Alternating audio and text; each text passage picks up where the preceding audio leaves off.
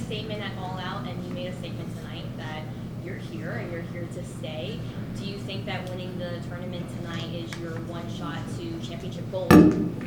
I mean, I definitely get an opportunity now at Championship Gold. I intend to be AEW champion. That's why I'm here. I didn't come here to, like I had said before, I'm not here to help the young guys. I'm not here to do anything else but prove I'm the best. So that's what I plan on doing. Hey Bryan, Punk brought up your name when he was addressing Eddie in that infamous back and forth as somebody that also looked down on Eddie. How did you feel about him using your name when talking about Eddie like that? Well, it was interesting because, you know, Eddie and I had actually had interviews where I pretty much said the same thing. You know, I think one of the things, one, I want to say this.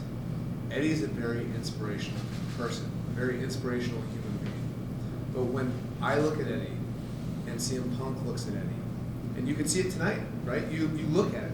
He's freaking awesome, right? What would happen if he put in that extra effort, right? Like, so, you know what I mean? Like, he works his ass off when he's out there. But one of the things right before we had our first match, so that it was, I think we were in Miami, and so it was the week before. After Miami, he goes out until 3 in the morning.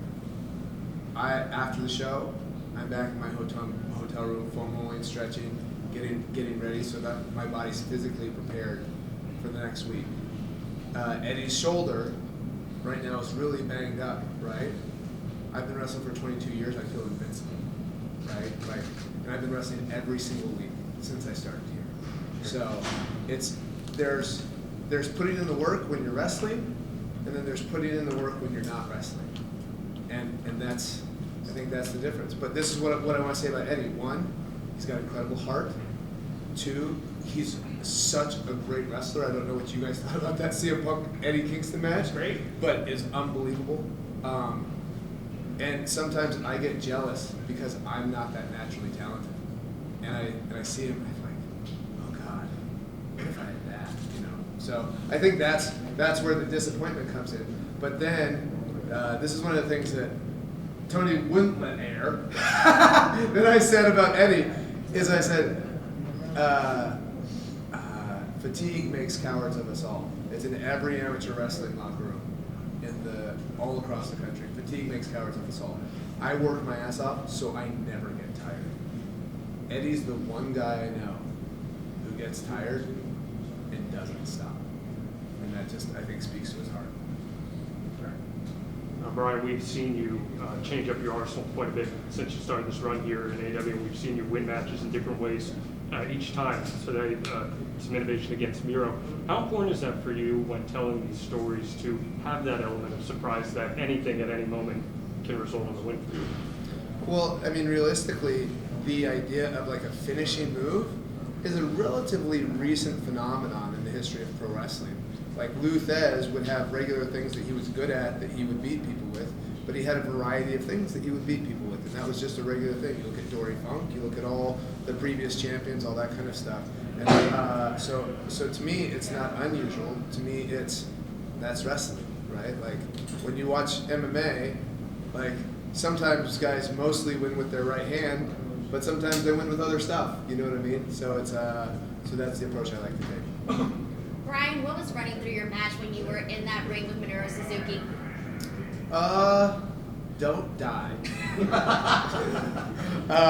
No, honestly, when I'm wrestling, it's weird. It's kind of like an out-of-body experience a little bit, and the sensation of it. I love the physicality. I love somebody like Minoru Suzuki, who just, you feel like you're in a fight, and it really just makes you feel alive. And so, like, I try not to think. It's almost a meditative experience, where it's like you're just feeling everything, and it's what it. And then afterwards, I go back, and like, there's this joy that you can't. Nothing else in life feels the same way. I would say like being around my kids is a different type and better joy. Like I would, if I had to choose one or the other, but it's a completely unique joy that's unlike anything else. Yeah, Tony, question about Bryan. So you booked Bryan to win the tournament, setting him up as #1 contender. Are you worried? Can you explain the thinking behind that? And are you worried it's going to undercut your new babyface champion, given that Bryan is so overpopular with fans? I don't think so. I think the fans are conditioned, whether it was like CM Punk and Darby, or CM Punk and Eddie Kingston, or Bryan Danielson and Eddie Kingston. The fans right now are conditioned to great wrestling matches. So Hangman Page versus Bryan Danielson, I think, is one of the best wrestling matches I could possibly give the fans. And especially because Bryan Danielson wrestled the prior champion to a 30-minute draw. I think there's nobody with a better resume. He's been in the company for just over 2 months, but in the time he's been here, nobody has out-wrestled him, and furthermore, nobody has wrestled more than he has. He's taken on everybody and then some.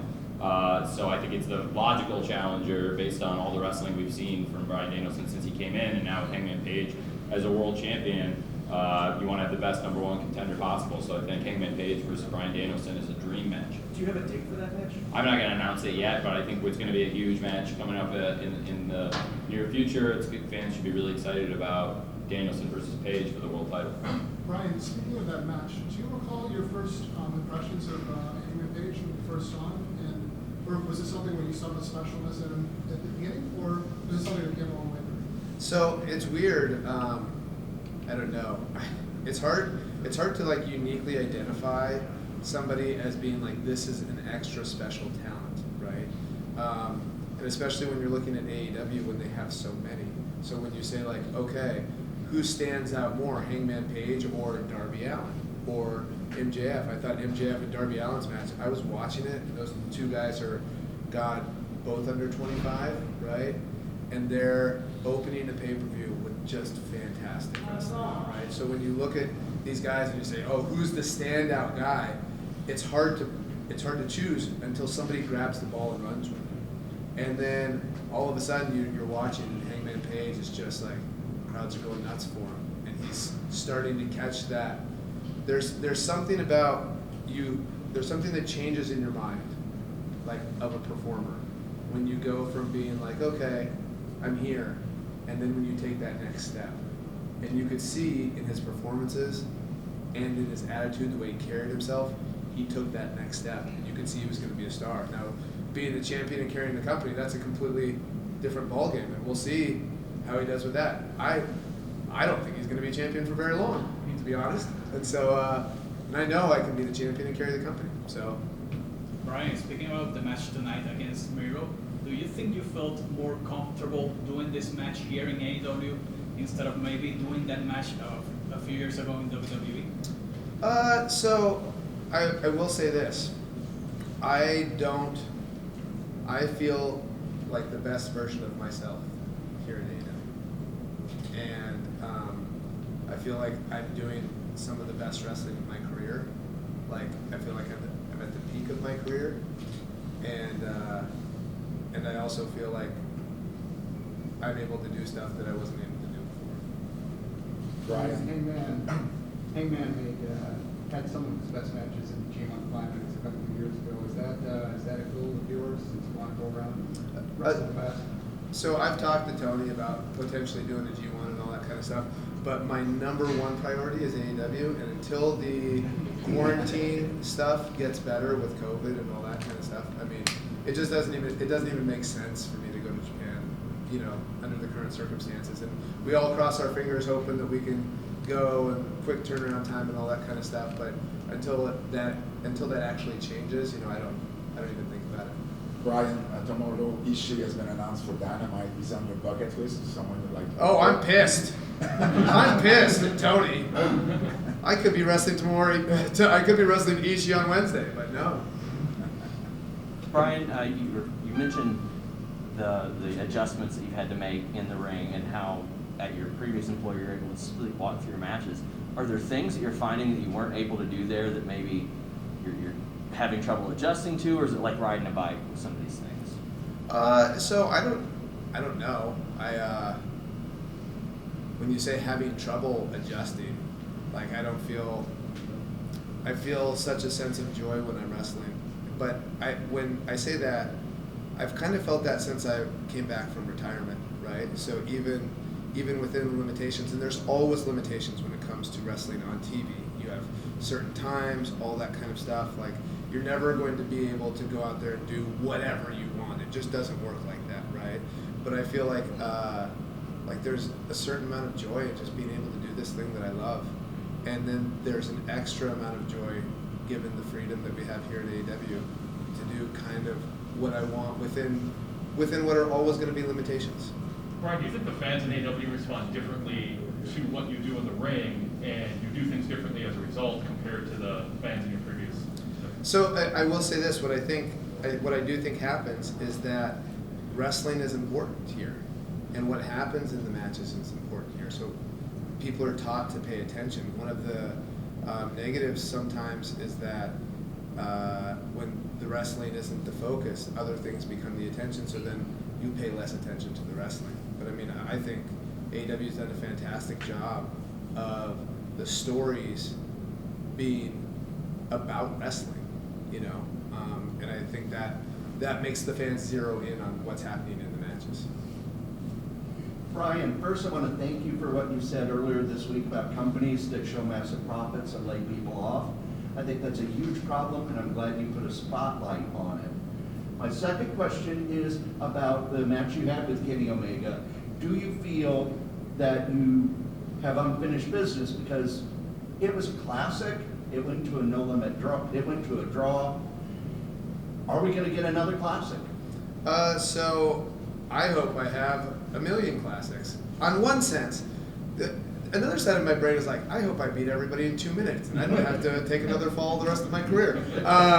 But I think I was, to be honest, as I was watching, a little disappointed. I know it's great for the fans that Hangman was the champion, but I mean, there was a part of me that wanted to be the one to take the championship from Kenny Omega. And not only wasn't I able to do that, I wasn't able to beat him, you know what I mean? And Hangman was. So that, like, listen, I don't have a lot of jealousy in me, but there's a part of me that, like, okay, Hangman, let's see what you really got. Bryan, how do you Last question for Bryan or Tony? Yeah, I'm out here, so please, yeah, go to Bryan. How do you monitor your past head trauma issues? Are you still doing impact testing? Do you feel like past that, given how many you've done? So I don't do the impact testing anymore. To be honest, I haven't done an impact test in years and years. But I do regularly keep up with a neurologist, where I see it pretty much every month. And there's these new tests called SPECT scans, which monitor the oxygen flow in your brain and all that kind of stuff. And because I keep working on it and keep doing different things, my SPECT scans keep getting better and better, to where they're better than your average. I think he said last time it was better than your average 25-year-old with no head trauma. And so I think modern science, and we're gonna see like how valid these SPECT scans are and how valid some of the other stuff is. But I try to be very diligent, because one of the things it's most important to me is being a dad. And and I've seen the best doctors in the country, and all of them have cleared, right? So it's not like I'm going to see these fringe doctors who are just like, oh yeah, you're good to go, buddy, or whatever it is. No, and like even Dr. Joseph Maroon, who I have a lot of respect for, he was the most hesitant, and we had to go through all the due diligence to even get cleared for WWE, because if you don't, that's a huge lawsuit. But my main goal is not to be the best wrestler. It's to be able, like, I'm a relatively old father. My son just turned 1.5 years. When he turns 15, I'm going to be 54 or 55. He's gonna want to take me down the way that I did when I was 15 with my dad, right? And I'm gonna sprawl on him, and I'm gonna crush his shoulder. And so, but I want to be, when my daughter asks me about chemistry and how does H2O bond with CO2, I want to be able to say it's H2CO3, right? And like all that kind of stuff. I want to be able to do all that and explain to her chemistry and algebra and calculus and whatever it is that she wants to do. So my goal, that is my number one goal, is to do that. And if I think, or Tony thinks at any point that I'm getting to a point where I won't be able to do that, it's going to be time to stop. Thank you, Bryan. Yep. Thank you guys. Thank you very much.